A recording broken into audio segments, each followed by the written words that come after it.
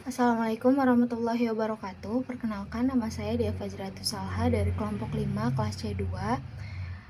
Di sini saya dan teman-teman saya akan memaparkan hasil diskusi kami mengenai planning RBAI dan assurance engagement. Adapun anggota kelompok saya yaitu yang pertama saya sendiri, Dia Fajratus Salha dengan NIM 22501011123. Yang kedua ada Indah Ainun Lestari dengan NIM 22501011123. Yang ketiga ada Rahman Hadi Setiadi dengan NIM 22501011132. Bab 9, proses audit internal. Di sini kami diminta untuk mengisi kertas kerja penyusunan program kerja pemeriksaan tahunan dengan memperhatikan kriteria di atas ini. Maka jawaban kami adalah dari nama unit audit, divisi Rotary Wing, kriteria risikonya ada 5, yaitu pengendalian internal dengan bobot 20%, kedua integritas manajemen dengan bobot 15%, ketiga besarnya aset yang dioperasikan dengan bobot 25%, 4 kompetensi manajemen dengan bobot 15%, dan 5 pencapaian target unit dengan bobot 25%. Kemudian di sini ada penilaian level risiko per unit audit dengan skala 1 yaitu sangat rendah, kedua rendah, 3 sedang, 4 tinggi, 5 sangat tinggi. Yang pertama ada divisi Rotary Wing dengan total skor 19, 2 divisi Fixed Wing dengan total skor 19, divisi IT 12, divisi pemeliharaan 21, divisi logistik 15, divisi SDM 8. Kemudian ada perhitungan nilai risiko dengan total nilai risiko 395. Kemudian ada kategori risiko dan prioritas yaitu divisi Rotary Wing, total nilai risiko 395 dengan kategori sedang prioritas 2. Divisi Fixed Wing, nilai risikonya 390 kategori sedang prioritas 3. Divisi IT, total nilai risiko 240 kategori rendah prioritas 5. Divisi pemeliharaan, nilai risikonya 420 kategori tinggi prioritasnya 1. Divisi logistik, nilai risiko 300 kategori sedang prioritas 4. Divisi SDM, total nilai risiko 160 kategori rendah dan prioritas 6. Kemudian ada jadwal audit. Divisi pemeliharaan periode kuartal 1 2025, tim auditor tim A, alasan nilai risiko di bawah 400 yaitu tinggi karena aset besar dan pengendalian lemah. Divisi Rotary Wing kuartal 2 2025, tim B, risiko sedang, fokus yaitu 395, fokus pada aset dan target unit. Divisi Fixed Wing kuartal 3 2025, tim C, risiko sedang, pencapaian target sangat tinggi. Divisi logistik kuartal 4 2025, tim A, risiko sedang, perlu monitoring sumber daya. Divisi IT kuartal 1 2026, tim D, risiko rendah, 240 auditnya rutin. Divisi SDM kuartal 2 2026, tim D, risiko rendah, 160 audit rutin. Kemudian bab 10 yaitu soal kasus. PTX mempunyai persediaan awal bahan baku kuningan sebanyak 5 ton. Pada 3 Maret 2008, perusahaan mengirim surat permintaan penawaran barang kepada 8 rekanan, dan tanggal 6 Maret telah diterima surat penawaran barang dari 8 rekanan tersebut. Perusahaan mengadakan 3 kontrak pembelian kuningan dari rekanan terpilih dengan jumlah total 6 ton 50.000 per kilogram guna memproduksi pesanan meteran air sebanyak 10.000 buah. Selama tahun 2008, berdasarkan indeks engineering nomor 1008 telah digunakan bahan baku sebanyak 7 ton kebutuhan bahan baku per unit 0,7 kg kuningan. Untuk pembelian kuningan tersebut, PTX telah menerima kredit dari Bank Jabar sebesar 300 juta dan telah membayar kredit plus bunganya sebesar 345 juta pada Desember 2008. Berdasarkan neraca unaudit per 31 Desember 2008, persediaan bahan baku kuningan ada 4 ton. Namun pada saat stok opname, terdapat juga scrap kuningan 2 ton. Dari wawancara, data riwayat mesin produksi ternyata selama 2 tahun mesin tidak pernah di overhaul, sehingga reject rate afkir meningkat. Perusahaan belum memiliki SOP pemeliharaan mesin, namun telah memiliki kebijakan pengadaan nomor 08 ADA 5/2022. Bagian pengadaan menyatakan dia belum memahami kebijakan direksi, yang antara lain menjelaskan pengadaan barang jangka menggunakan metode EOQ dengan barang tidak langka menggunakan metode JIT. Berat produk jadi hanya 0,5 kg. Biaya penyimpanan kuningan 1.500.000 per ton. Dari kasus tersebut, buatlah KKA yang berupa pengujian apakah kuningan termasuk barang langka. B. Bagian KKA lanjutan tentang inefisiensi pemborosan versi audit internal. Bila hasil pengujian Anda bahwa kuningan bukan barang langka. Jawaban untuk bab 10 soal kasus dari kelompok kami adalah A. Apakah kuningan termasuk barang langka? Tidak, PTX menerima penawaran dari 8 rekanan dalam waktu 3 hari. Menandakan kuningan mudah diperoleh sesuai kebijakan pengadaan. Kuningan bukan barang langka dan seharusnya menggunakan metode just in time atau JIT, bukan pembelian besar sekaligus. Kedua ada B. KKA lanjutan audit inefisiensi atau pemborosan karena kuningan bukan barang langka. Temuan utama yaitu yang pertama, scrap 2 ton kuningan, pemborosan sebesar 100 juta, biaya penyimpanan 4 ton sebesar 6 juta, bunga kredit bank sebesar 45 juta, dan overuse bahan baku standar 0,5 kg digunakan 0,7 kg, yaitu pemborosan bahan baku. Penyebabnya adalah tidak ada SOP pemeliharaan mesin atau reject tinggi. Kedua, tidak mengikuti metode JIT sehingga menjadi overstock bahan baku. Total pemborosan yaitu kurang lebih 151 juta. Rekomendasinya adalah yang pertama, tetapkan JIT. Kedua, buat SOP pemeliharaan mesin. Ketiga, kendalikan penggunaan bahan baku. Keempat, hindari kredit jika tidak diperlukan. Soal kasus kedua dari bab 10 pekerjaan lapangan. Tanggal 20 Mei 2014, Anda sedang melaksanakan audit kegiatan produksi Panzer Anoa sebanyak 30 buah pesanan Malaysia yang harus diserahkan tanggal 20 Juli 2014 di gudang Ransus Tentara Diraja, Kuala Lumpur. Setiap hari keterlambatan penyerahan didenda 0,5%, maksimum 5% dari nilai kontrak. Nilai kontrak USD 1.800.000. Menurut rencana, produksi dilaksanakan mulai bulan November 2013 sampai dengan akhir Juni 2014 dengan target produksi 4 buah tiap bulannya. Kapasitas lini mesin adalah 5 buah per bulan untuk 2 shift atau 7 buah untuk 3 shift. Di samping untuk memproduksi Panzer Anoa di atas, sejak bulan Desember 2013, lini mesin tersebut juga digunakan membuat 10 Panzer Anoa yang sama. Tetapi delivery akhir September 2014 pesanan KEM Hankam RI dengan target produksi 1 buah per bulan. Denda dikenakan maksimum 5% dari nilai barang yang terlambat delivery saja. Saat Anda inventarisasi capaian produk tanggal 20 Mei 2014, ternyata pesanan Malaysia baru selesai 20 buah sedangkan pesanan KEM Hankam selesai 8 buah belum dicat. Menurut penjelasan manajer produksi, keterlambatan ini disebabkan pasokan bahan baku terlambat 1 bulan. Buatlah pengembangan temuan dengan 5 atribut temuan, identifikasi risiko-risiko yang terkait dengan temuan, serta kesepakatan action plan dengan auditi. Sebagai isu kritis, kondisi SWOT per 20 Mei, pemilu presiden bulan Juni, konflik antara parpol diperkirakan meruncing bulan Juni, kondisi keuangan Kemenhankam sedang seret, namun kesepakatan pengurusan jadwal delivery masih dimungkinkan. Menurut BMKG, bulan Juni sampai akhir Juli terjadi topan di Selat Malaka. Jawaban kami adalah pengembangan temuan audit dengan 5 atribut temuan, yaitu yang pertama, kondisi per 20 Mei 2014 dari target 30 Panzer untuk Malaysia baru selesai 20 unit. Artinya terdapat keterlambatan 10 unit dengan tenggat pengiriman 20 Juli 2014. Kedua, kriteria kontrak menyebutkan keterlambatan dikenakan denda 0,5% per hari, maksimum 5% dari nilai kontrak USD 1.800.000. Target produksi 4 unit per bulan, namun kapasitas maksimal 7 unit per bulan jika menggunakan 8 shift.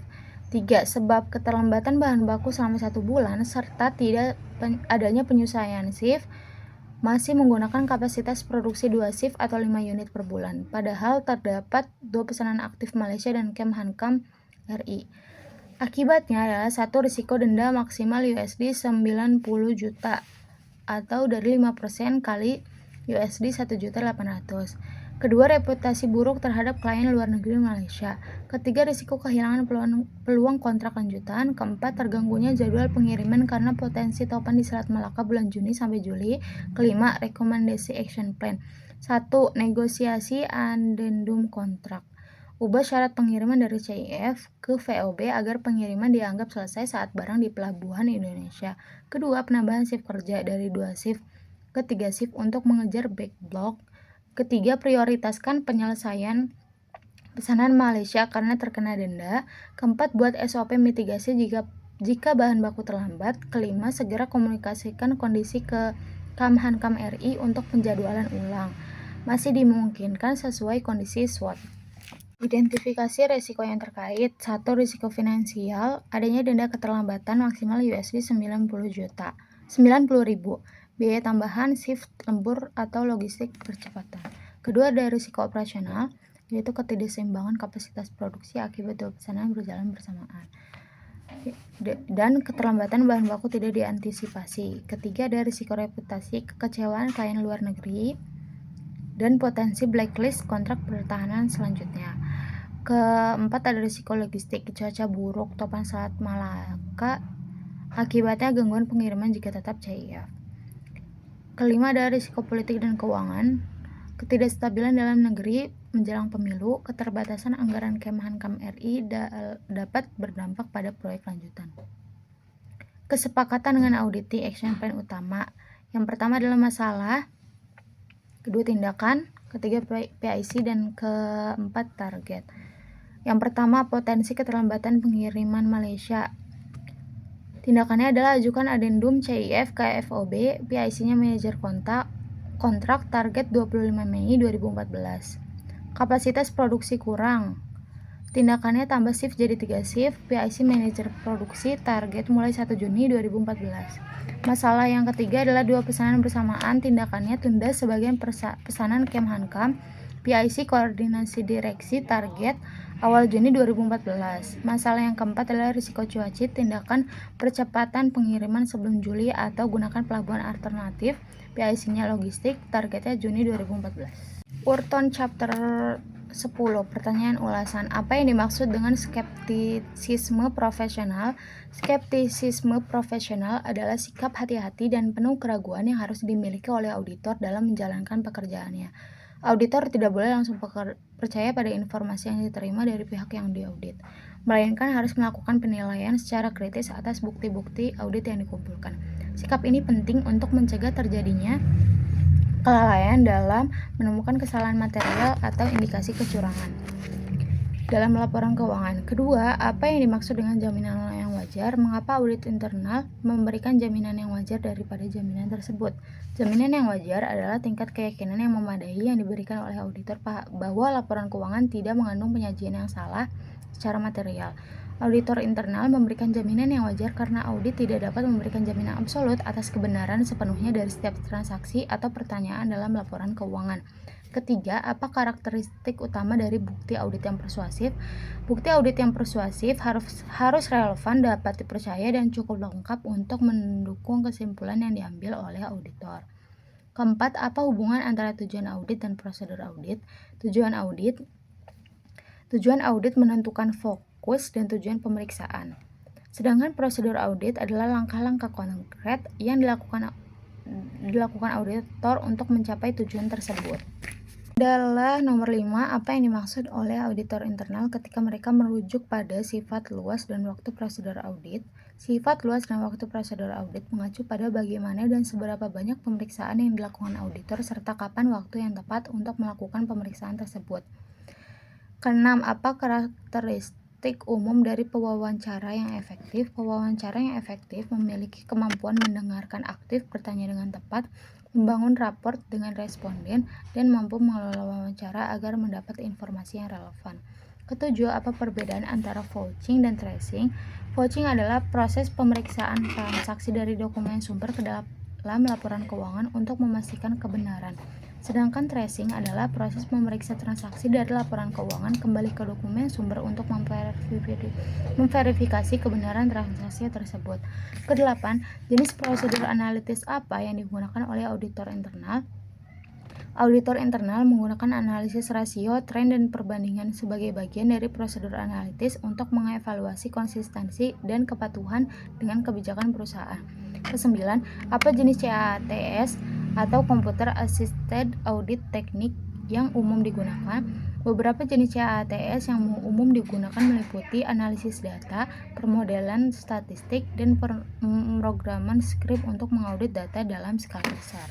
Nomor 10, prosedur analisis data apa yang dapat dilakukan oleh auditor internal dengan perangkat lunak audit umum? Auditor internal dapat melakukan pengujian substantif, analisis anomali, dan pengujian kontrol internal dengan menggunakan perangkat lunak audit umum seperti ACL atau IDEA. 11. Apa dua program perangkat lunak audit umum yang dominan digunakan oleh auditor internal?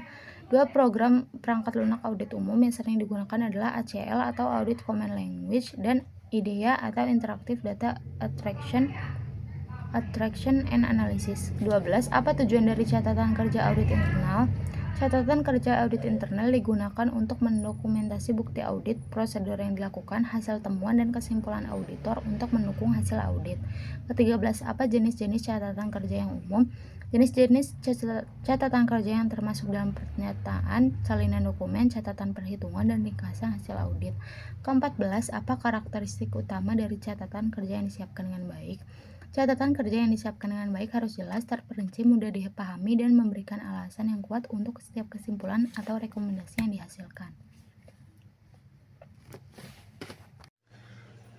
Baik, selanjutnya adalah urutan chapter 10 terkait pertanyaan diskusi dengan kondisi kamu sedang belajar di perpustakaan kampus untuk ujian audit internal. Berikutnya bersama Mark, Anne, dan dua teman sekelasmu. Mark berkata, aku benar-benar tidak mengerti soal poaching dan tracing ini. Misalnya, apa bedanya kalau aku mulai dari faktur penjualan dan mencocokkannya dengan dokumen pengiriman, atau mulai dari dokumen pengiriman dan mencocokkannya dengan faktur penjualan? Anne menjawab, aku juga nggak paham, semoga saja nggak ada soal tentang itu di ujian. Kamu merespon, aku benar-benar nggak mau mengambil resiko. Profesor Smart sepertinya senang memberi kita soal-soal yang sulit. Menurutku, kita harus memahaminya dan bersiap. Lebih baik waspada daripada menyesal nantinya. Pertimbangkan dua tujuan audit berikut. Yang pertama, menentukan apakah penjualan yang ditagihkan ke pelanggan benar-benar telah dikirim. Dan yang kedua, menentukan apakah pengiriman kepada pelanggan telah ditagihkan. Jawablah pertanyaan-pertanyaan berikut. Nah, yang pertama, apa perbedaan antara kedua tujuan audit tersebut? Tujuan yang pertama itu menentukan apakah penjualan yang ditagihkan kepada pelanggan benar-benar telah dikirim. Fokusnya pada kelengkapan pengiriman atas penjualan yang dicatat. Artinya, apakah penjualan yang tercatat benar-benar terjadi dan barang sudah dikirim. Yang tujuan kedua, menentukan apakah pengiriman kepada pelanggan telah ditagihkan.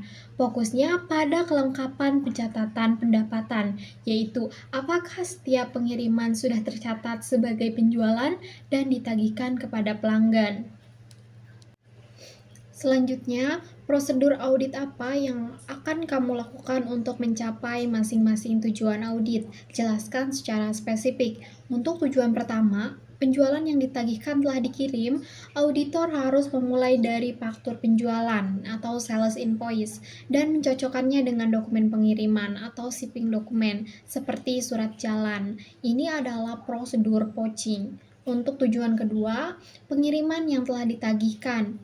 Auditor harus mulai dari dokumen pengiriman dan menelusuri apakah setiap pengiriman tersebut telah dibuatkan faktur penjualan.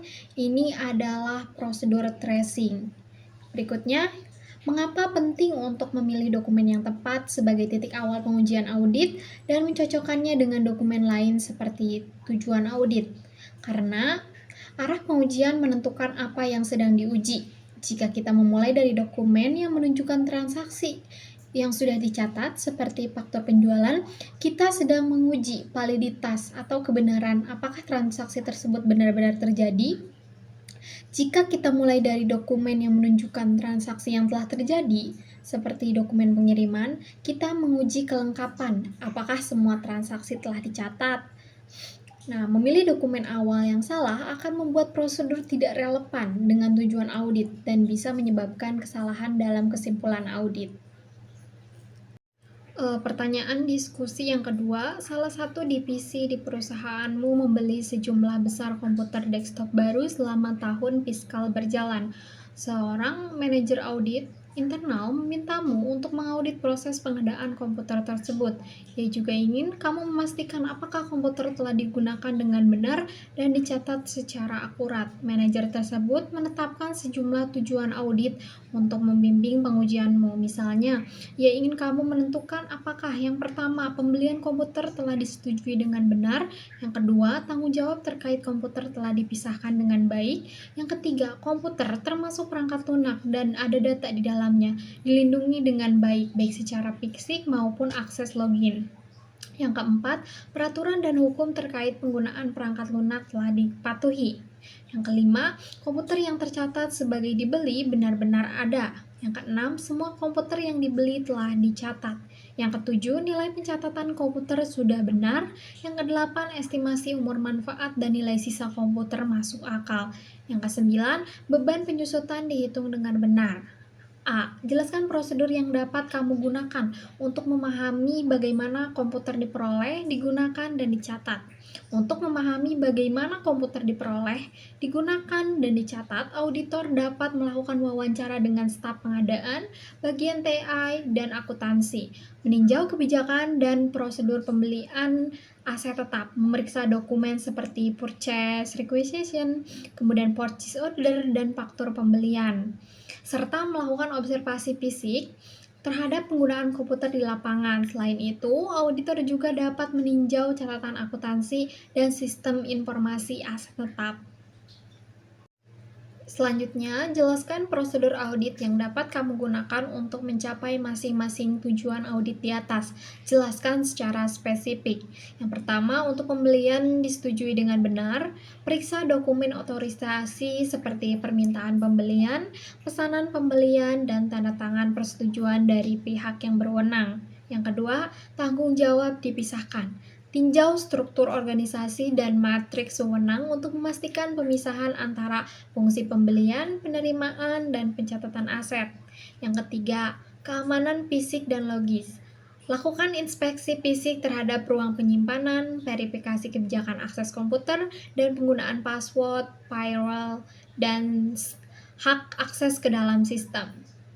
Selanjutnya, nomor 4, kepatuhan terhadap hukum perangkat lunak, verifikasi lisensi perangkat lunak, dan dibandingkan dengan jumlah instalasi, serta pastikan adanya dokumen legalitas software. Yang kelima, komputer yang dicatat benar-benar ada. Lakukan inspeksi fisik dan bandingkan dengan daftar aset tetap. Yang keenam, semua komputer yang dibeli telah dicatat. Lakukan penelusuran dari dokumen pembelian ke catatan aset tetap. Yang ketujuh, nilai pencatatan benar.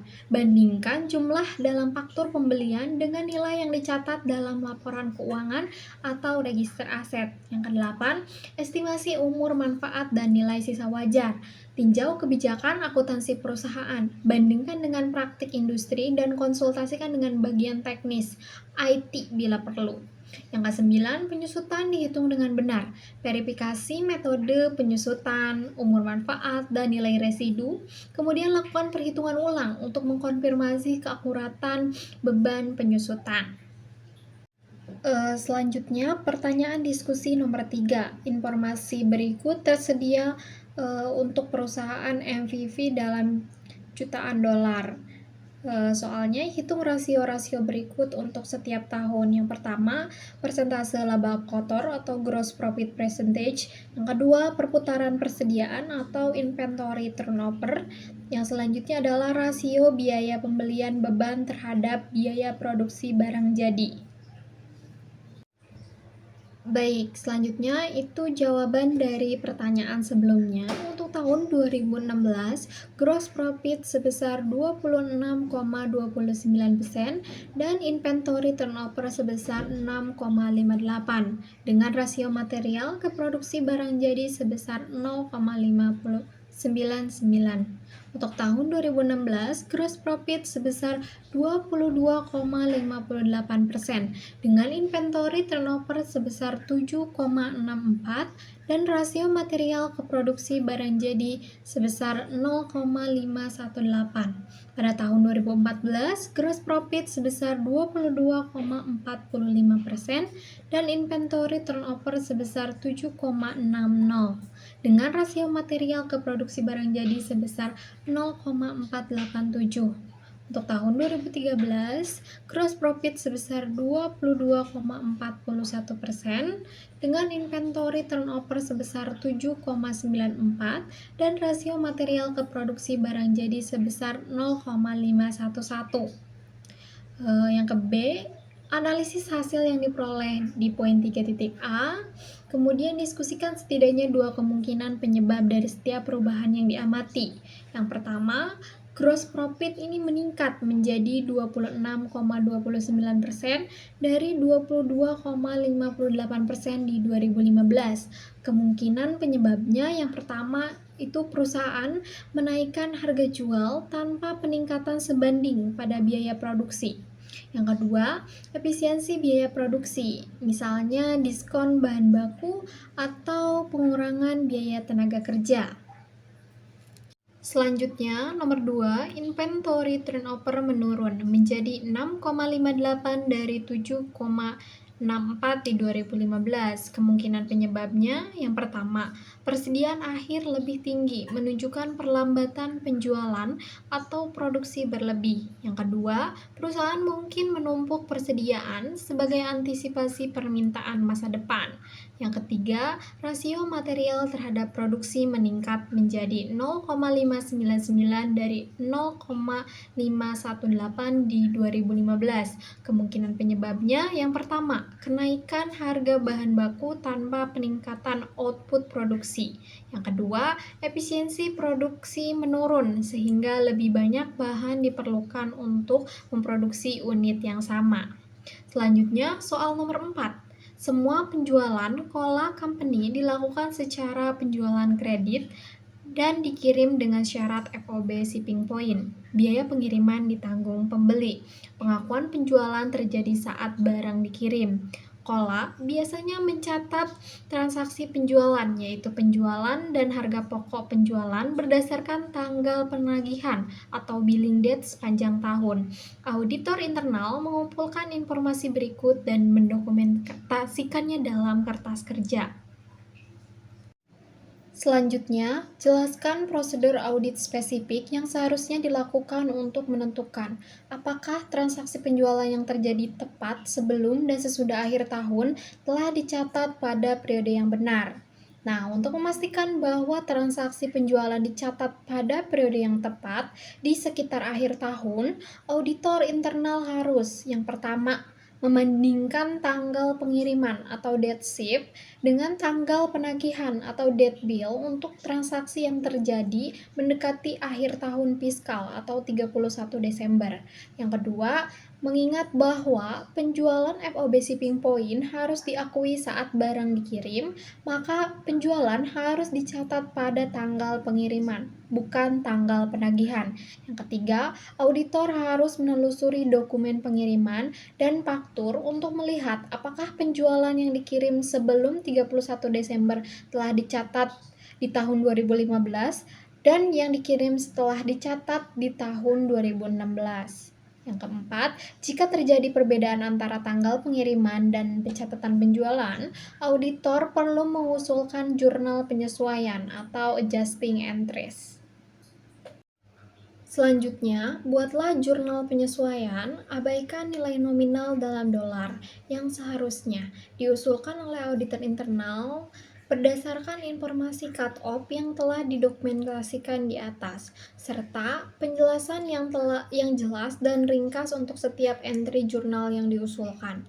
Yang pertama, invoice nomor 8353 dikirim pada tanggal 2 bulan 1 2016 namun ditagih dan dicatat pada tanggal 31 bulan 12 2015. Transaksi ini tidak seharusnya dicatat di 2015 karena barang dikirim setelah akhir tahun. Maka penjualan ini harus dibalik dari tahun 2015 dan dicatat di 2016. Jurnal penyesuaiannya adalah debit itu penjualan dan di kreditnya piutang usaha. Ini tuh membalik pencatatan penjualan yang salah dibukukan di 2015 karena barang dikirim pada tanggal 2 Januari 2016. Yang kedua adalah invoice nomor 8352 dikirim pada tanggal 29 bulan 12 2015 namun ditagih dan dicatat pada tanggal 2 bulan 1 2016. Transaksi ini harus dicatat di 2015 karena barang dikirim sebelum akhir tahun, tetapi pencatatan baru dilakukan pada 2016. Harus dilakukan pencatatan akrual untuk memasukkan transaksi ini ke dalam tahun 2015. Jurnal penyesuaiannya, di debitnya piutang usaha, di kreditnya penjualan. Nah, ini merupakan pencatatan penjualan yang belum dicatat di 2015 meskipun barang sudah dikirim pada tanggal 29 Desember 2015. Baik, selanjutnya pertanyaan diskusi nomor 5. Auditor internal diwajibkan untuk mendokumentasikan pekerjaannya dalam kertas kerja audit yang memberikan dokumentasi lengkap, akurat, dan ringkas atas proses penugasan. Diskusikan potensi konsekuensi negatif dari kertas kerja audit internal yang disiapkan dengan buruk. Jika auditor internal menyiapkan kertas kerja audit secara buruk, tidak lengkap, kemudian tidak akurat, dan tidak ringkas, maka dapat muncul sejumlah konsekuensi negatif yang signifikan. Antara lain, kertas kerja yang buruk dapat menyebabkan kesimpulan audit yang salah karena tidak adanya bukti yang memadai untuk mendukung temuan atau rekomendasi. Hal ini dapat menyebabkan laporan audit menjadi tidak dapat diandalkan, bahkan bisa mengakibatkan kegagalan mendeteksi kecurangan atau ketidaksesuaian. Selain itu, jika kertas kerja tidak lengkap atau sulit dipahami, maka akan menyulitkan proses review oleh atasan atau pihak eksternal dan bisa menimbulkan pertanyaan atas kompetensi serta profesionalisme auditor. Kelemahan dokumentasi juga berisiko membuat hasil audit tidak dapat dipertahankan saat diaudit ulang atau ditinjau oleh regulator atau badan pengawas. Terakhir, dokumentasi yang buruk dapat menyulitkan tindak lanjut atau follow up audit di masa depan karena informasi tidak tercatat atau tertata dengan baik.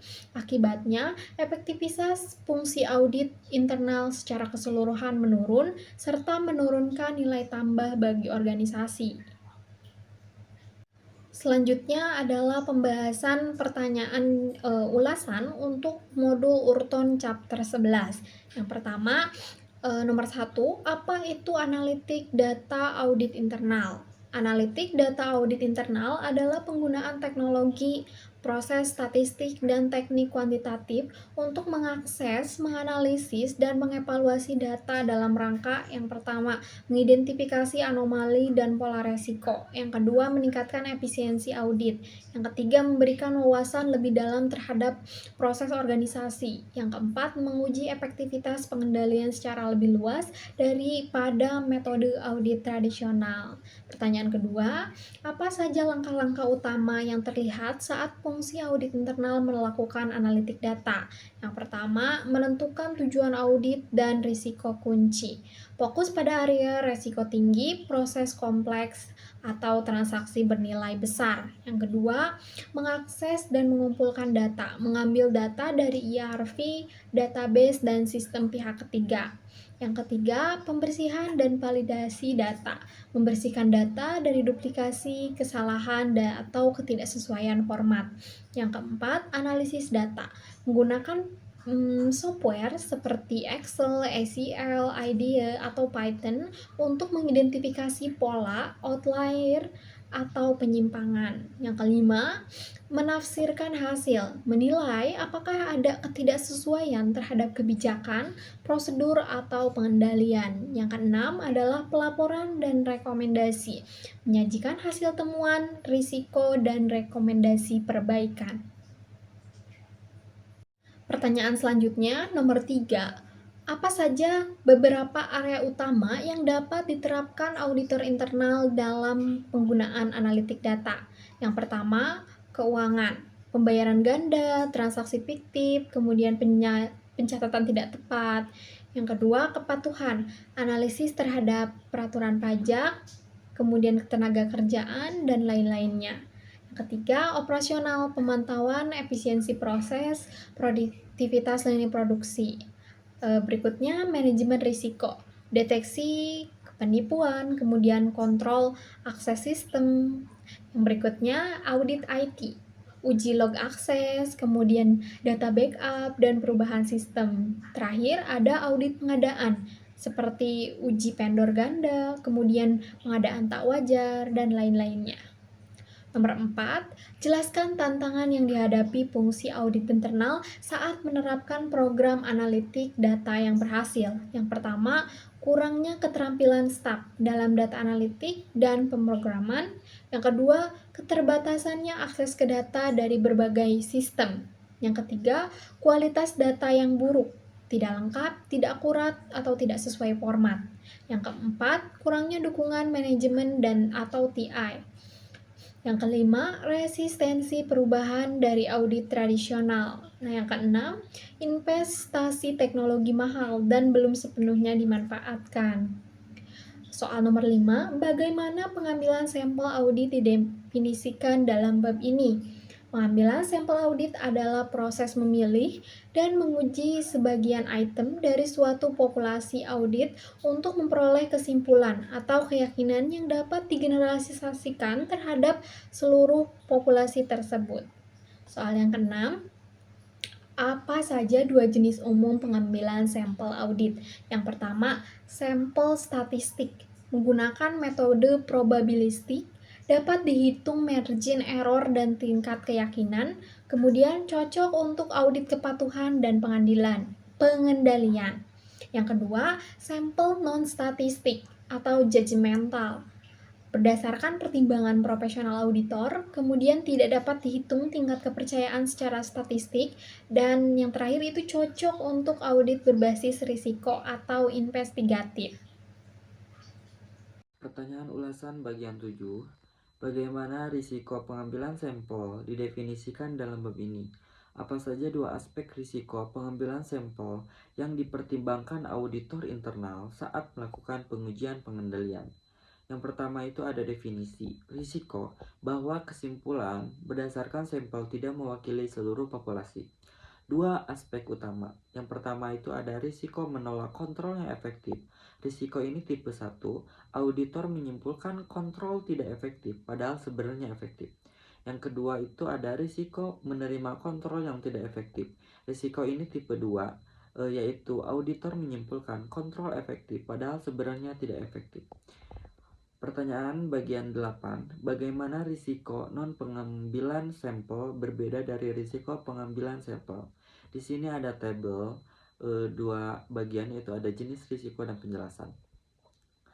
Di bagian jenis risiko ada risiko pengambilan sampel. Penjelasannya itu terjadi karena auditor menguji sebagian populasi.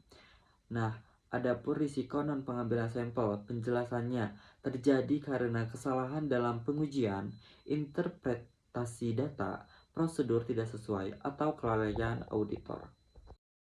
Pertanyaan ulasan bagian 9. Apa itu pengambilan sampel atribut? Apa saja 3 variasi pengambilan sampel atribut yang dijelaskan dalam bab ini? Pengambilan sampel atribut adalah teknik yang digunakan untuk mengukur tingkat kepatuhan suatu pengendalian berdasarkan karakteristik benar, ya atau tidak, sesuai atau tidak. Ada 3 variasi pengambilan sampel. Yang pertama itu ada fixed sample size sampling, jumlah sampel ditentukan sebelumnya. Yang kedua itu ada stop or go sampling, menghentikan pengujian lebih awal jika sudah cukup bukti. Dan yang terakhir itu ada discovery sampling, digunakan untuk mendeteksi kecurangan atau suatu kesalahan saja cukup untuk menyimpulkan. 10. Apa saja 9 langkah yang terlibat dalam pengambilan sampel atribut? Yang pertama itu tentukan tujuan pengujian. Yang kedua itu identifikasi atribut yang diuji, misal tanda tangan otorisasi. Yang ketiga, tentukan populasi yang relevan. Yang keempat, tentukan metode seleksi, acak, sistematis, atau judgmental. Yang kelima, hitung ukuran sampel. Dan yang keenam, pilih dan dokumentasikan sampel. Yang ketujuh, lakukan pengujian terhadap sampel. Kedelapan, evaluasi tingkat kesalahan dari sampel. Dan yang terakhir yaitu tarik kesimpulan dan dokumentasikan hasil. Pertanyaan 11 yaitu faktor-faktor apa saja yang mempengaruhi ukuran sampel atribut.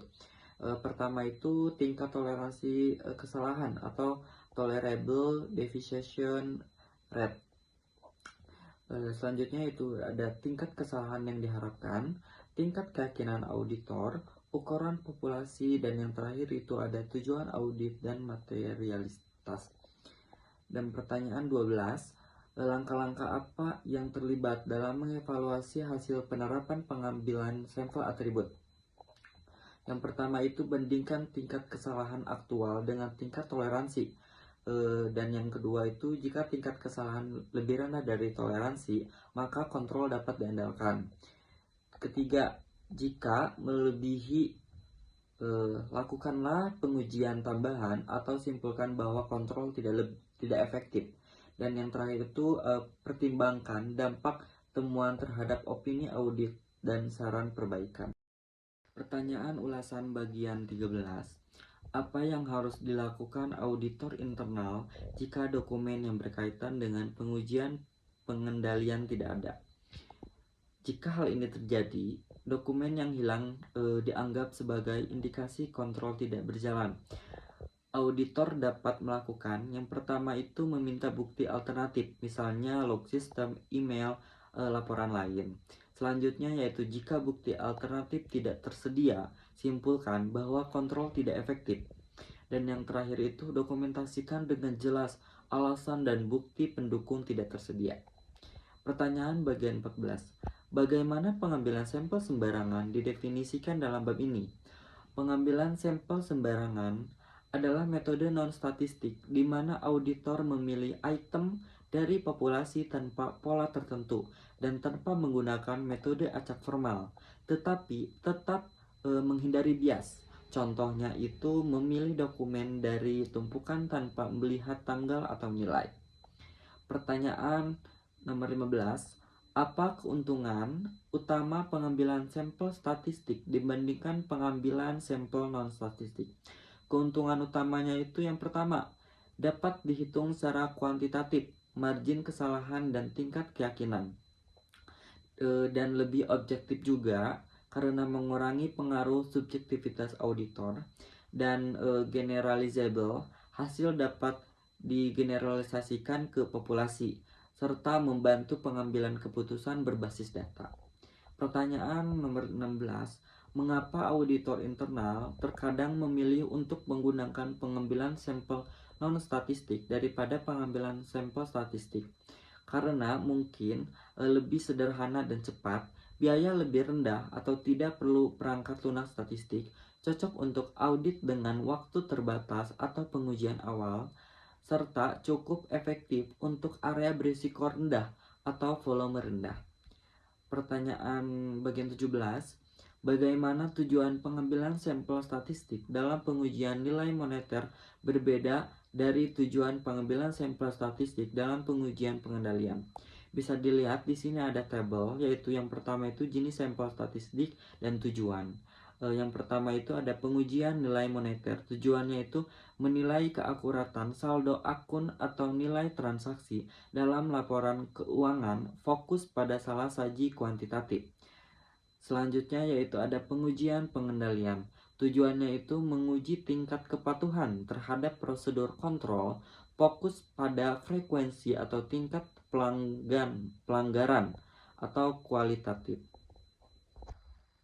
Pertanyaan ulasan bagian 18. yaitu faktor apa yang mempengaruhi ukuran sampel probabilitas proporsional dengan ukuran atau PPS. Faktornya yaitu yang pertama ada ukuran populasi total atau nilai agregat. Selanjutnya yaitu ada tingkat salah saji yang dapat ditoleransi, tingkat saji yang diharapkan, tingkat keyakinan, dan yang terakhir yaitu ukuran unit sampling minimum. Pertanyaan bagian 19. Apa keuntungan utama pengambilan sampel PPS dibandingkan pengambilan sampel variabel klasik? Apa kerugian utamanya? Bisa kita lihat dari tabel di sini, yaitu ada beberapa bagian. Yang pertama itu ada aspek, ada pengambilan sampel PPS, pengambilan sampel variabel klasik. Nah, keuntungan utama pada pengambilan sampel PPS, fokus pada item bernilai tinggi, umumnya menghasilkan ukuran sampel lebih kecil, lebih sensitif terhadap salah saji besar. Nah, pada pengambilan sampel variabel klasik, cocok untuk distribusi normal dan tidak memerlukan estimasi awal. Nah, adapun kerugian utama pada pengambilan sampel PPS, tidak cocok jika populasi banyak item kecil atau bisa bernilai nol dan sensitif terhadap outlier ekstrim. Nah, pada pengambilan sampel variabel klasik, kerugian utamanya yaitu ukuran sampel bisa lebih besar dan butuh asumsi distribusi normal. Pertanyaan diskusi bagian 1. CAE dari perusahaan Javier meminta Anda menjelaskan perbedaan utama antara sampling statistik dan non-statistik agar dapat mengambil keputusan tepat dalam melatih staf audit internal. Jelaskan perbedaan kedua pendekatan tersebut dalam hal yang pertama itu penentuan ukuran sampel, yang kedua pemilihan sampel, dan ketiga evaluasi hasil sampel. Bisa kita lihat dari tabel yang sudah disediakan. Bagian pertama itu ada penentuan ukuran sampel. Pada sampling statistik, bagian ini tuh berdasarkan formula matematis dan statistik. Nah, pada bagian sampling non statistik berdasarkan pertimbangan profesional auditor tanpa perhitungan statistik formal. Dan bagian yang kedua itu ada pemilihan sampling sampel. Pada sampling statistik, bagian ini tuh harus acak dan berbasis probabilitas. Dan bagian ini tuh pada sampling non statistik dapat acak atau judgmental sesuai pertimbangan auditor. Dan bagian yang terakhir itu ada evaluasi hasil sampel. Pada sampling statistik ini bagian ini tuh menggunakan metode statistik, misalnya batas atas, deviasi, dan lainnya. Pada sampling non statistik, bagian ini tuh mengandalkan pertimbangan subjektif auditor. Diskusi bagian 2, yaitu Anda dan seorang teman sudah mempelajari audit sampling. Teman Anda kesulitan dalam memahami berbagai aspek risiko terkait dengan sampel atribut dan membuat daftar pertanyaan.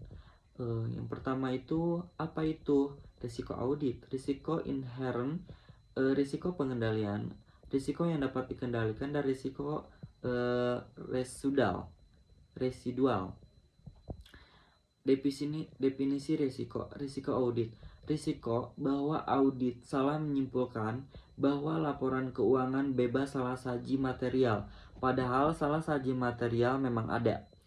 Yang kedua itu ada risiko inherent. Risiko ini adalah salah saji yang terjadi tanpa mempertimbangkan pengendalian internal. Selanjutnya yaitu ada risiko pengendalian. Risiko bahwa pengendalian internal gagal mencegah atau mendeteksi kesalahan. Selanjutnya yaitu ada risiko yang dapat dikendalikan. Nah, risiko ini tuh risiko yang bisa dikurangi oleh auditor melalui pengujian yang efektif.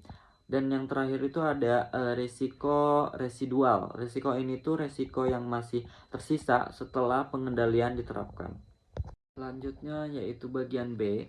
Apa itu risiko sampling? Bagaimana cara mengendalikannya?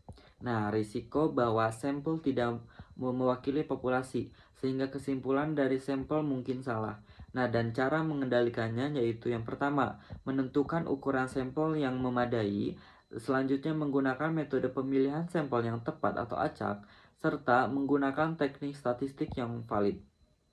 Bagian C, apa dua aspek risiko sampling yang menjadi Perhatian auditor internal saat menguji pengendalian. Jelaskan secara singkat.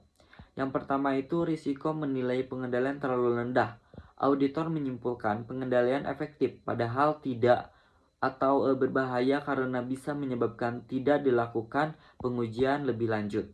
Yang kedua itu ada risiko menilai pengendalian terlalu tinggi.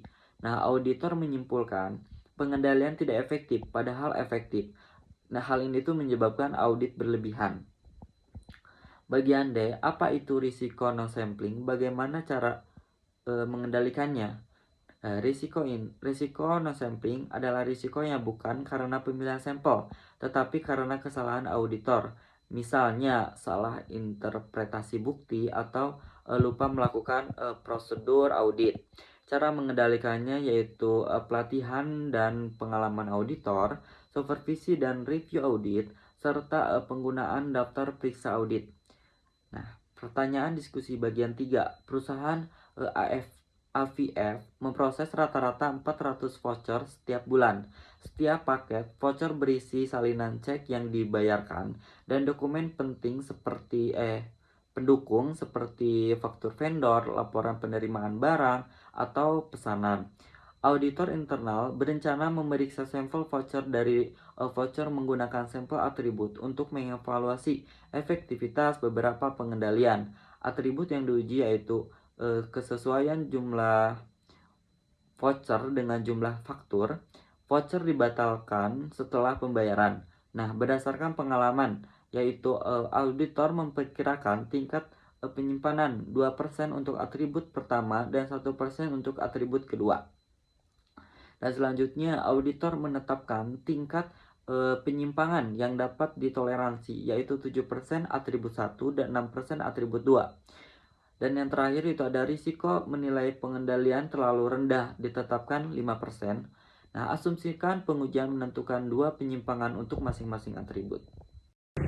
Selanjutnya pertanyaan bagian A, yaitu lengkapi tabel berikut ini. Ada beberapa komponen, bisa kita lihat, yaitu yang pertama ada risiko menilai kontrol terlalu rendah. Pada atribut 1 terdapat 5%, atribut 2 5%. Dan selanjutnya ada tingkat deviasi yang ditoleransi. Pada atribut 1 7%, atribut 2 6%.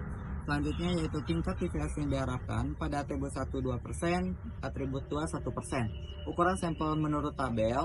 Atribut 1 100%, atribut 2 150%. Ukuran sampel digunakan sama kayak ukuran sampel menurut tabel, yaitu 100 dan 150. Untuk jumlah deviasi yang ditemukan, ini atribut 1 2 dan atribut 2 juga 2. Selanjutnya yaitu tingkat deviasi sampel, atribut 1 2%, atribut 2 133%. Dan terakhir yaitu ada batas deviasi yang dicapai. Atribut 1 kurang lebih 6,6%, atribut 2 kurang lebih 4,9%. Pertanyaan bagian B, evaluasi hasil sampel untuk 2 atribut, yaitu buat kesimpulan statistik untuk masing-masing atribut dan berikan keputusan audit berdasarkan hasil kuantitatif dari sampel masing-masing atribut. Jawabnya itu kesimpulan statistik.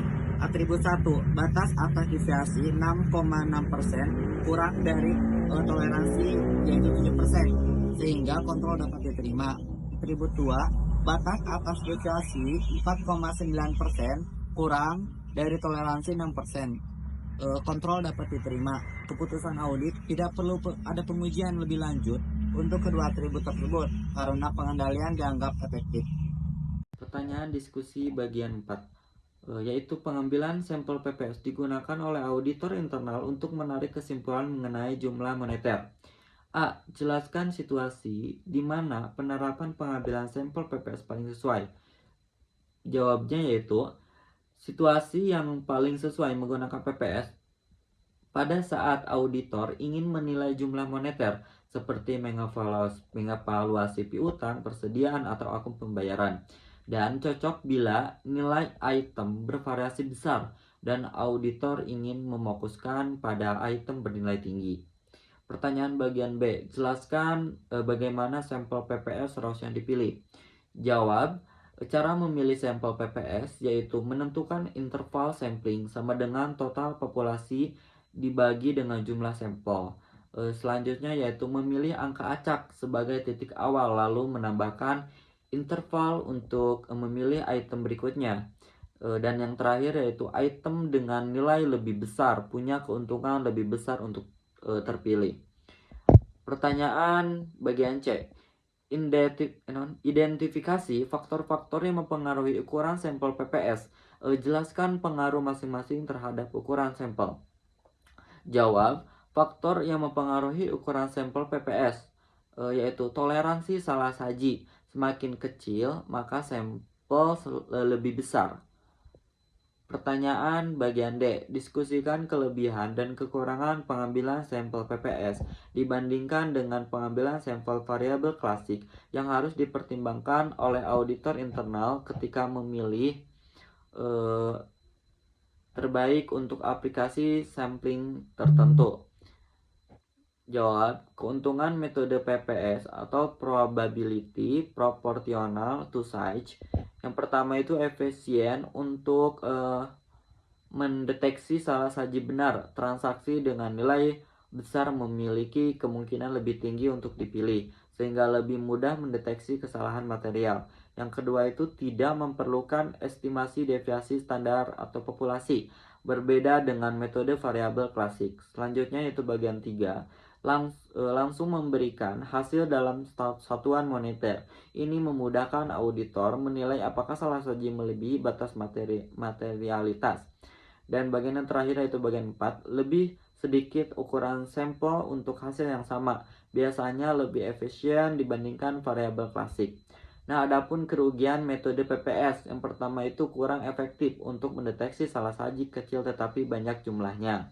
Yang kedua, tidak cocok jika terdapat banyak item salah saji negatif atau pengurangan nilai. Yang ketiga itu kesulitan dalam populasi yang heterogen dengan banyak transaksi kecil. Selanjutnya bagian kasus. Untuk kasus karena terlalu banyak bisa kita baca di PowerPoint yang sudah disediakan. Langsung saja ke pertanyaan. Pertanyaan pada kasus tersebut. Identifikasi dan jelaskan kekurangan apapun dalam penerapan pengambilan sampel atribut oleh IRA. Jawabnya yaitu identifikasi dan penjelasan kekurangan dalam penerapan atribut sampling oleh IRA, yaitu yang pertama, pemilihan sampel tidak acak sepenuhnya. IRA ini membagi sampel menjadi 75 item dengan nilai lebih besar dari $2.500 dan 25 item dengan nilainya itu lebih kurang dari $2.500 serta memilih sampel dari 2 bulan terakhir tahun fiskal. Nah, masalahnya itu ini itu menciptakan bias karena tidak semua item memiliki peluang yang sama untuk dipilih, bukan random sampling penuh yang melanggar prinsip dasar atribut sampling statistik. Adapun implikasi, nah hasil tidak bisa digeneralisasikan ke seluruh populasi sehingga validitas statistik dari kesimpulan menjadi dipertanyakan. Yaitu yang bagian 2, menentukan sendiri jenis deviasi yang valid. Pada kasus tersebut itu dari 6 deviasi yang ditemukan, IRA secara subjektif memutuskan hanya 2 sebagai deviasi yang nyata. Sisanya dianggap tidak relevan atau dijustifikasi. Nah, pada masalahnya yaitu dalam atribut sampling auditor harus mencatat semua deviasi yang tidak sesuai dengan kriteria kontrol yang telah ditentukan sebelumnya. Deviasi tetap deviasi, terlepas dari signifikasi moneter atau justifikasi manajemen. Nah, pada implikasi, mengurangi jumlah deviasi secara subjektif tidak menyebabkan underestimation terhadap tingkat deviasi sebenarnya, menurunkan akurasi kesimpulan pengendalian. Dan yang ketiga itu tidak menggunakan pendekatan statistik penuh. Nah, pada kasus tersebut itu IRA menentukan upper deviation limit sebesar 7% dari 100 sampel dengan tolerable deviation rate 10%, meskipun secara numerik hasilnya bisa diterima. Keputusan IRA untuk mengevaluasi kembali jenis deviasi secara manual melemahkan pendekatan statistik yang seharusnya objektif. Kesimpulan, Meskipun IRA berusaha menerapkan atribut sampling secara statistik, beberapa kekurangan seperti tidak acaknya pemilihan sampel dan penilaian subjektif atas deviasi menurunkan kredibilitas hasil auditnya. Nah, disarankan ia harus melakukan pemilihan sampel secara acak dari seluruh populasi, menghitung semua deviasi sesuai kriteria kontrol, bukan berdasarkan justifikasi pribadi, dan yang terakhir itu menghindari penyaringan deviasi berdasarkan persepsi nilai atau signifikansi.